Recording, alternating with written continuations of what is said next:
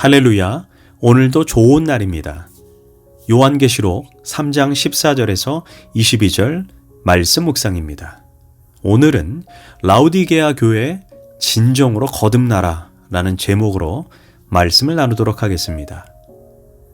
예수님께서 실제로 우리가 섬기는 교회에 오셔서 우리 교회를 진단하신다면 어떤 평가를 하실까요? 오늘 본문인 라우디게아 교회를 향해 주님은 이렇게 진단했습니다. 내 입에서 너를 토해 버리겠다. 참으로 무섭고 떨리는 평가입니다. 도대체 교회의 모습이 어떠했길래 이토록 강한 표현을 하셨을까요? 15절입니다. 내가 내 행위를 아노니 내가 차지도 아니하고 뜨겁지도 아니하도다. 내가 차든지 뜨겁든지 하기를 원하노라. 바로 그들의 미지근한 신앙 때문입니다.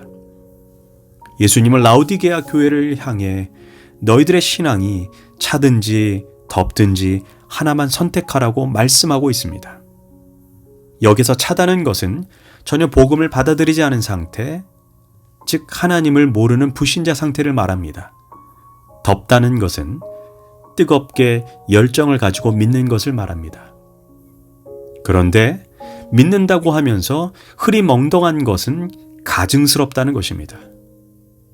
하나님은 세상과 교회에 적당히 양다리 걸치고 있는 라우디게아 교인들에게 전적으로 하나님을 사랑하든지 전적으로 세상을 사랑하든지 둘 중에 하나만 선택하라고 도전하는 것입니다. 우리는 이러한 생각을 하는 경우가 있습니다. 그래도 차라리 양다리라도 걸치면서 신앙생활하는 것이 아예 교회 나오지 않는 것보다 더 낫지 않느냐고 이렇게 생각하는 분이 있을 것입니다. 그러나 예수님은 불신앙만큼이나 가증스러운 것이 미지근한 신앙, 양다리 신앙이라는 것입니다. 예컨대 몸은 결혼해서 나와 함께 살면서 신부가 마음은 다른 남자에게 향하고 있다고 생각해 보십시오. 그런 신부를 누가 좋아하겠습니까? 교회 다닌다고 하면서도 세상을 너무나 열심히 바라보고 있는 교인들, 양쪽을 정신없이 왔다 갔다 하면서 필요한 단물만 쭉쭉 빨아먹으면서 자기 편한 대로 신앙생활 하려는 자들에게 주님은 가증스럽다라고 말씀하고 계신 것입니다. 그러나 그들은 주님의 평가가 어떠한지도 모르고 스스로 이렇게 말합니다. 17절입니다. 나는 부자라 부유하여 부족한 것이 없다 하니. 참으로 안타까운 일입니다. 그런데 그 당시 라우디게아 지역은 세 가지를 자랑했다고 합니다. 첫 번째 자랑이 은행입니다. 소아시아 중에서 금과 은을 가장 많이 보유했던 은행들이 라우디게아 은행들이었습니다. 그래서 일찍이 금융업이 발달한 도시입니다. AD 17년경에 소아시아 전체에 큰 지진이 일어났을 때 그들은 로마 제국의 원조를 거절할 만큼 부유했습니다. 두 번째 자랑이 유명한 의과대학입니다.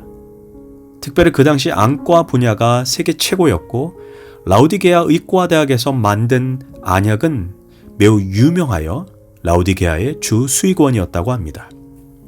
세 번째 자랑이 패션 산업입니다. 라우디게아는 거대한 목양지를 가지고 있어 많은 양모를 산출했습니다. 자연스럽게 패션 산업이 엄청나게 발달했습니다. 이처럼 라우디게아는 돈 버는 재주가 많은 부자 도시였고 상류 계급의 사람들이 사는 마치 비버힐즈 같은 동네였습니다. 그래서 로마 정부도 이들에 대해 간섭하지 않았습니다. 이런 배경 속에 세워진 교회가 라우디게아 교회입니다. 그래서 성도들은 대부분 부자였고 상류층 계급에 속하는 사람들이었습니다. 로마 정부도 라우디게아 교회에 대해 별다른 핍박을 하지 않았습니다. 그래서 스스로 나는 부자며 부족한 것이 없다고 말했던 것입니다. 그러나 정작 예수님은 이 교회를 향해 칭찬 한마디 하시지 않고 오직 책망만 하셨다는 것입니다. 우리가 생각할 때 예수님 믿는 것 때문에 신앙적 핍박도 없고 경제적으로도 넉넉하고 환경도 살기 좋으면 하나님께 감사해서 신앙생활을 더 잘할 수 있을 것 같지 않습니까? 그러나 인간이란 존재는 등 따숩고 배부르면 신앙생활이 안일해지고 영적 긴장이 떨어진다는 것입니다. 이만하면 됐지 하는 현상 유지만 하려는 것입니다. 그래서 사실 고난이 꼭 나쁜 것만은 아닙니다. 솔직히 말해 물질적으로 부유하고 환경적으로 부족한 것이 없는데 뭐가 아쉬울 게 있다고 목숨 걸고 기도하고 하나님을 붙잡겠습니까? 플러신학대학교의 맥가브란 박사는 교회 안에는 세 종류의 신앙인들이 있다고 합니다. 첫 번째 상태가 살아있는 자들입니다. 말 그대로 거듭났고 그리고 생명력으로 충만하고 헌신하는 그리스도인들입니다. 교회는 이들을 중심으로 하여 활발하게 움직인다고 합니다. 이들은 교회 안에서 대략 10% 정도라고 말합니다. 두 번째는 잠자는 자들입니다. 이들은 영적 가사 상태에 빠진 자들입니다. 이들은 죽은 것도 아니고 그렇다고 살아있는 자들도 아닙니다. 이들을 명목상의 그리스도인으로 교회는 출석하나 헌신하지는 않습니다. 이런 분들이 대략 40% 정도 됩니다. 세 번째가 죽은 자들입니다. 이들의 특징은 자신이 죽었다는 것을 모릅니다. 그래서 죽은 것입니다. 이들을 가리켜 교회 안의 불신자들이라고 말합니다. 이들은 교회에 출석하는 것 외에 세상 사람들과 전혀 구별되지 않습니다. 이들은 세상을 너무나 사랑합니다. 교회 안에서 50% 정도가 됩니다. 이들을 가리켜 한바른 교회, 한바른 세상, 곧 혼합주의 신앙인들이라고 합니다. 이처럼 명목상의 그리스도인, 혼합주의 그리스도인들을 향해 예수님은 회개하여 열심을 내라는 것입니다. 그렇지 않으면 내가 너희를 토해버리겠다는 것입니다. 하지만 우리가 놓치지 말아야 하는 것은 주님의 징계와 책망은 또 한 번의 기회를 주시는 하나님의 사랑이라는 것입니다. 19절입니다. 물은 내가 사랑하는 자를 책망하고 징계하노니. 그러면서 주님은 미지근하게 신앙생활하는 자들을 향해 이렇게 말씀하십니다.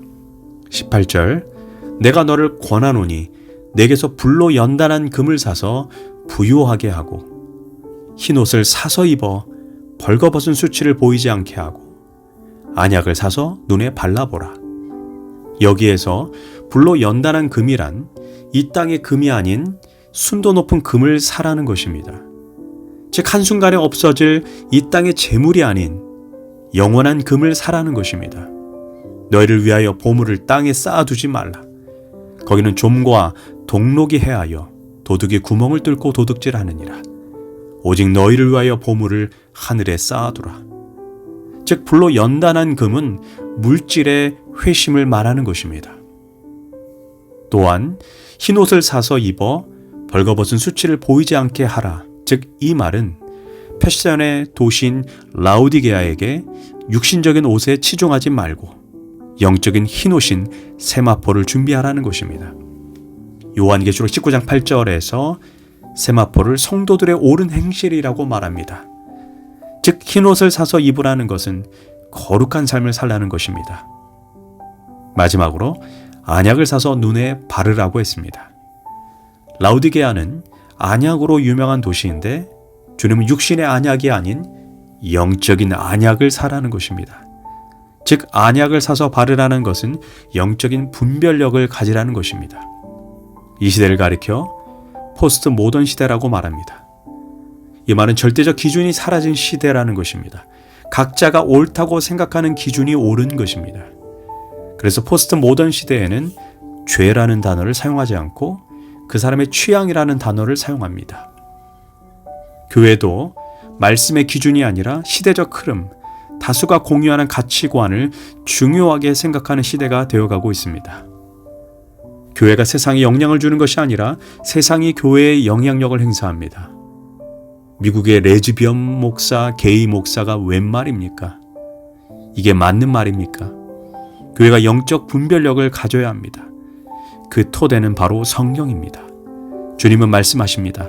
너희는 이 세대를 본받지 말고 오직 마음을 새롭게 함으로 변화를 받아 하나님이 선하시고 기뻐하시고 온전하신 뜻이 무엇인지 분별하도록 하라. 우리는 세상의 가치관이 아닌 말씀의 기준 위에 굳건하게 서 있어야 합니다. 그렇지 않으면 주님의 최종적 심판대 앞에서 너를 토해버리겠다는 심판의 메시지를 듣게 될 것입니다. 기도하겠습니다. 주님, 이제부터 명목상의 그리스도인, 혼합주의 그리스도인이 아닌 진정으로 거듭난 하나님의 자녀가 되게 하소서. 세상을 본받지 않고 하나님의 나라, 하나님의 뜻을 실현하는 주님의 자녀가 되도록 저를 붙잡아 주소서. 예수님의 이름으로 기도합니다. 아멘.